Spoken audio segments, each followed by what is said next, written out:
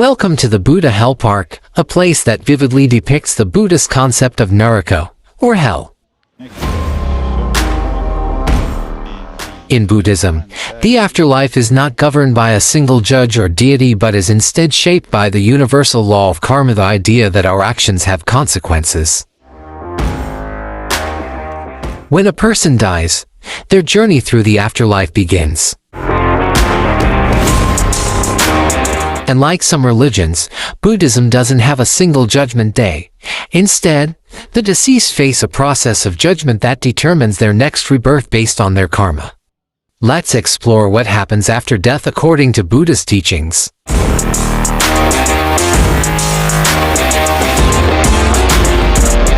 After death, the consciousness of the deceased enters an intermediate state called the bardo.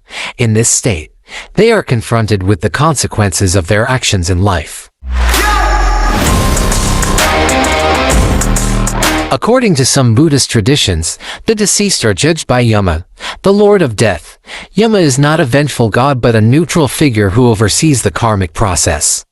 He examines the person's life, weighing their good deeds against their bad ones. This judgment isn't about punishment in the way we might think of it. Instead, it's a natural consequence of the person's own actions. If they lived a life of virtue, they may be reborn in a higher realm. But if they committed harmful actions, they may face rebirth in a lower realm, such as Naraka.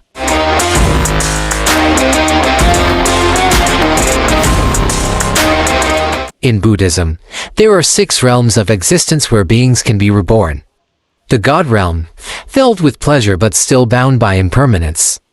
The human realm, where we have the opportunity to practice the Dharma.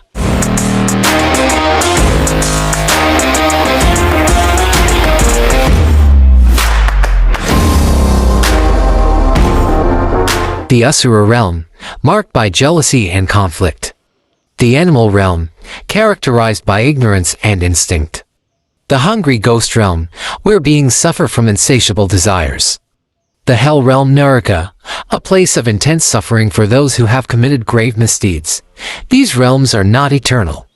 Beings move between them based on their karma, creating a continuous cycle of birth, death, and rebirth known as samsara. What's one modern-day behavior you think should be added to the list of sins punished in Naraka? At first glance, the depictions of Naraka might seem harsh or even cruel.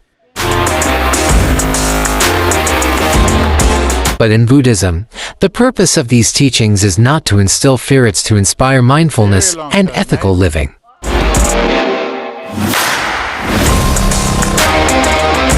The Buddha taught that our actions have consequences, and by understanding this, we can take responsibility for our lives. The graphic imagery of Naraka serves as a powerful reminder to avoid harmful actions like lying, stealing, or harming others. Ultimately, the goal of Buddhism is not to escape Naraka alone but to break free from the entire cycle of samsara. This is achieved through practices like meditation, ethical living, and cultivating wisdom and compassion.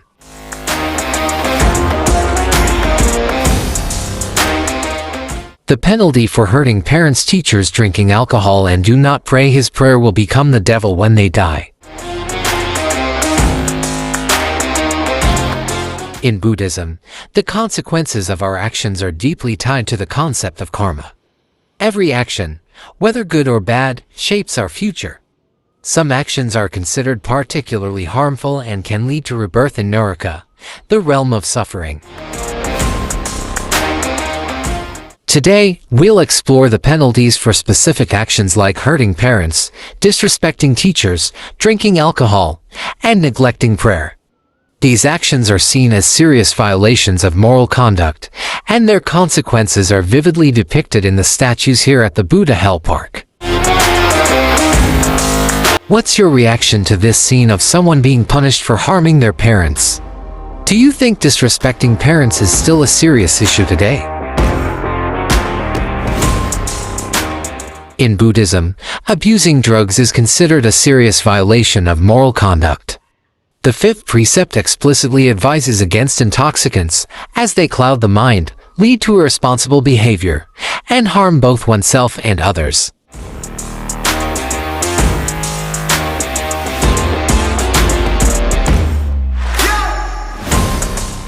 Those who abuse drugs create heavy negative karma. In Nuraka, they may face punishments like being forced to consume molten metal or enduring endless thirst. These torments symbolize the self-destructive nature of addiction and the suffering it brings to individuals and society. The Buddha taught that a clear mind is essential for ethical living and spiritual growth. By avoiding intoxicants, we can cultivate mindfulness, make wiser choices, and create positive karma for a better future. Punishment for killing other person.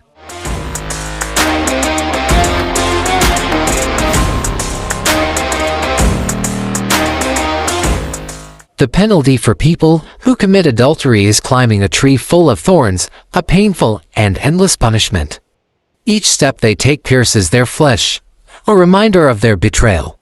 Demons stand below, watching, ensuring they keep climbing higher and higher. There is no escape.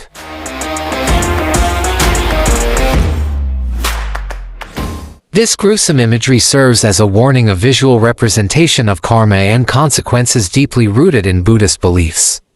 Many Thai hell parks depict these punishments to remind visitors about morality and the afterlife.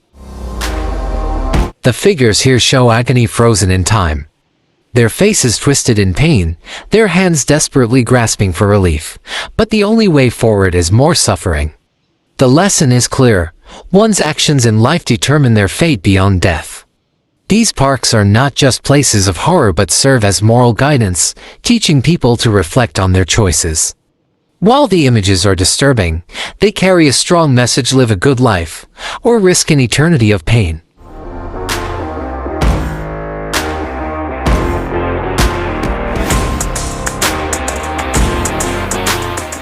The penalty for a woman who killed her good husband and father is severe and eternal punishment for her betrayal. In this realm of suffering, demons take justice into their own hands. A towering figure of the devil stands over her, his expression merciless. With a spear gripped tightly in his claws, he drives it into her heart again and again. There is no end to her torment. Each strike is a reminder of the life she took, of the trust she shattered.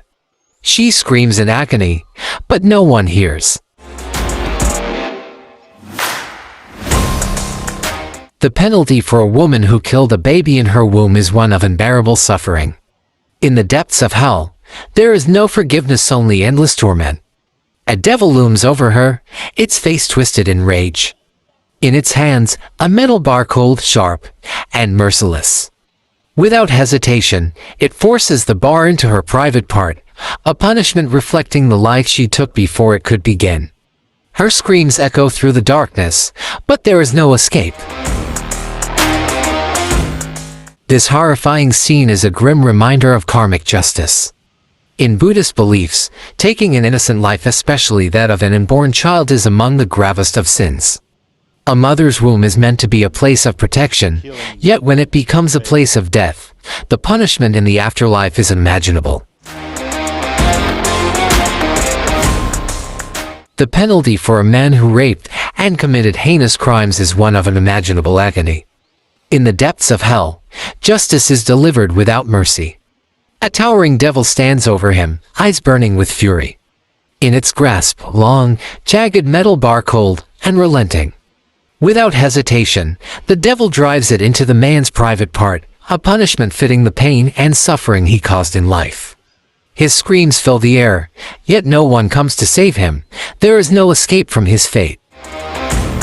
Sinners sit before Buddha, their hands pressed together in desperate prayer. Faces filled with sorrow, they bow their heads, pleading for forgiveness. They have endured endless suffering, punished for their past sins, and now, they seek redemption. What's one modern-day behavior you think should be added to the list of sins punished in Nuraka? In Buddhist hell, punishments are not random, they mirror the crimes committed. A thief, a murderer, a man who used his hands for evil, his suffering is now equal to the pain he inflicted on others. Without hands, he is powerless, forced to kneel in regret, facing the consequences of his actions. In the depths of hell, those who lived a life of violence, alcohol abuse, and murder now face the consequences of their actions. Their punishment is relentless, their suffering without end. A man who once took the lives of others now writhes in agony as demons tear into his flesh. His cries echo through the darkness, but no one comes to his aid. Just as he showed no mercy in life, none is given to him in death. Nearby, another sinner, once consumed by alcohol, stumbles as flames engulf his body. The very substance that clouded his judgment in life now burns him from the inside out. His thirst is unbearable, but there is no relief, only boiling liquid, forced down his throat, ensuring his torment never ceases. Each soul here is trapped in an endless cycle of pain, a reflection of the suffering they inflicted on others. The punishments are not random, they are karmic justice, tailored to their sins. This is a warning, a lesson etched in agony. Every action in life leaves a mark, and in the end, no one escapes the weight of their deeds. But Buddhism also offers hope. No matter how much suffering we endure, it's never permanent. Through mindfulness, compassion, and ethical living, we can create positive karma and move toward liberation from suffering. What do you think about the concept of nirka? Does it inspire you to live more mindfully? Let me know in the comments below.